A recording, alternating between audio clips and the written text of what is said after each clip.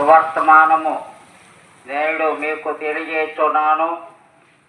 దావీదు పట్టణమందు నేడు రక్షకుడు మీ కొరకు పుట్టి ఉన్నాడని దేవదూత గాబ్రియేలు వారు ప్రకటించినారు.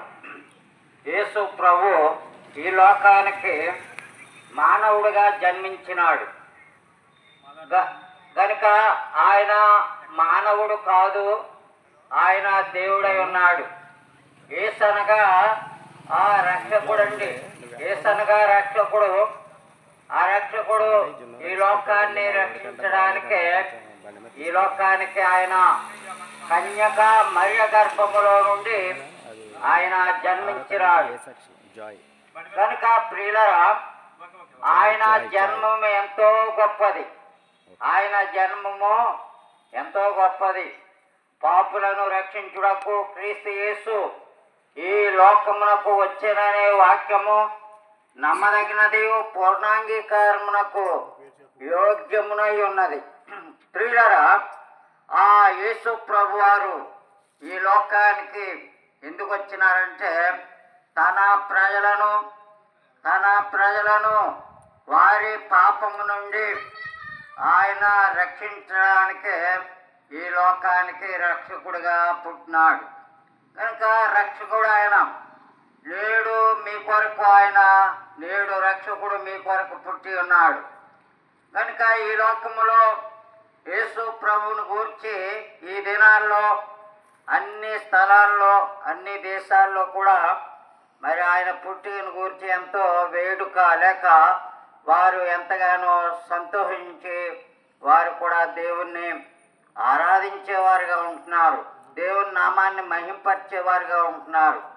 కనుకనే అటువంటి సువార్త ప్రకటించడానికి ఈ విధంగా మేము కూడా మీ మధ్యకు వచ్చి ఉన్నాం. మీరు ఎవరైనప్పటికీ యేసు ప్రభును నమ్ముకుంటే ఆయన మీ పాపాన్ని క్షమించే దేవుడు ఆయన. ఎందుకంటే పాపులను రక్షించడానికి వచ్చినాడు. ఎవరండి పాపులంటే ఏ భేదము లేదు. అందరూ కూడా పాపము చేసి దేవుడు అనుగ్రహించు మహిమను పొందలేని వారుగా ఉంటున్నారు. స్త్రీ అని, పురుషుడని, లేక ధనవంతులని, పేదవారని, మరి ఇక్కడ విద్యావంతులు, విద్యాహీనులని అనేక రకాలుగా అనేక భాష భేదాలు కలిగిన వారుగా ఉంటున్నారు. అనేక దేశాలు ఉన్నటువంటి వారిని కూడా ప్రభు పిలుస్తున్నాడు. భూదిగంత నివాసులారా, నా వైపు చూసి రక్షణ పొందండి అనగా ప్రియమైన వారులారా, ఈ లోకములో ఎవరి దగ్గరికి వెళ్ళినా నీకు రక్షణ లేదు. కానీ యేసు ప్రభు దగ్గరికి వస్తే నీకు గొప్ప రక్షణ ఉంటుంది. అందుకే ఒక పాట పాడుకుంటూ వచ్చాం. దేవుడు లోకమును ఎంతో ప్రేమించాడు, ఆయనే నీ కొరకు భూలోకానికి కన్యక మరియ గర్భములో జన్మించినటువంటి దేవుడు ఆయన. పాపము లేనివాడు, పాపములో పుట్టలేదు. మనందరము కూడా జన్మ పాపులం. యేసు ప్రభు అటువంటి వాడు కాదు.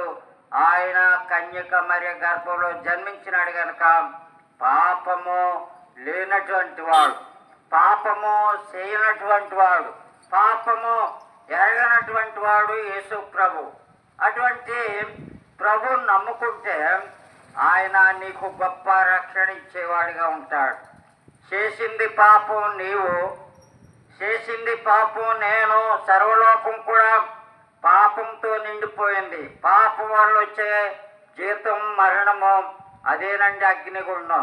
ఆ అగ్నిగుండం నుండి నిన్ను లేక యేసు ప్రభుని నమ్ముకున్న వారందరినీ కూడా తప్పిస్తాడండి. ఆయన దేవుడై ఉంటున్నాడు, ఆయన రక్షకుడై ఉంటున్నాడు. అందుకే విగ్రహారాధికులు కానీ, దొంగలు కానీ, నరాంతులు కానీ, వ్యభిచారులు కానీ, మరి త్రాగుబోతులు కానీ, అనేక పాపాలతో ఉన్న వారందరినీ కూడా ఆయన ప్రేమతో పిలుస్తూ ఉన్నాడు.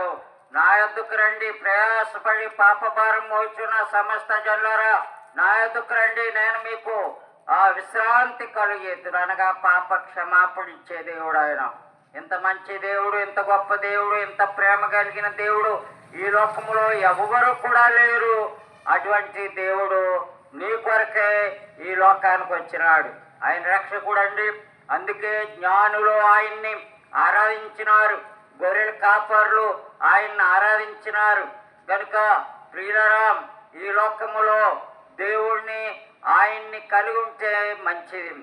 ఎందుకంటే సర్వోన్నతమైన స్థలముల్లో దేవునికి మహిమయు ఆయనకి ఇష్టమైన మనుషులకు భూమి మీద సమాధానం కలుగును గాక అని ఆ యొక్క పరలోక సైన్య సమూహము గాబ్రియేలు దూత ప్రకటించినట్లుగా చూస్తా ఉన్నాం. ఈ సమయంలో మీరు ప్రియులారా, మీరు కూడా నమ్ముకుంటే చాలు, గొప్ప రక్షణ ఇస్తాడు అటువంటి ప్రభు అయిన యేసుక్రీస్తు వారు. కనుకనే ఈ ఉదయ కాలంలో మీ నిమిత్తమై మేము కూడా ఈ విధంగా వచ్చినాం.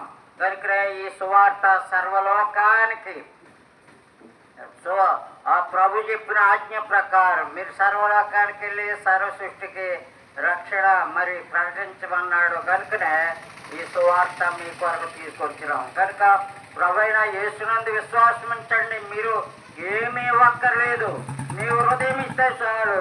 నా కుమారుడా, నా కుమార్తె, నీ హృదయం ఇయ్యి, శుద్ధి చేస్తాను. హృదయ శుద్ధి గల వారే దేవుని చూస్తారు. కనుకనే ప్రభు అయిన యేసునందు విశ్వాసం ఉంచితే చాలు. ఇది మతము కాదు, లేక ఇది వేరే ఏమీ కాదు, కానీ ఇదే సత్యము, ఆయనే మార్గము, ఆయనే జీవము. కనుకనే ప్రభు అయిన యేసునందు విశ్వాసం ఉంచండి. అప్పుడు మీరు మీ ఇంటి వారు కూడా గొప్ప రక్షణ పొందేవారుగా ఉంటారు.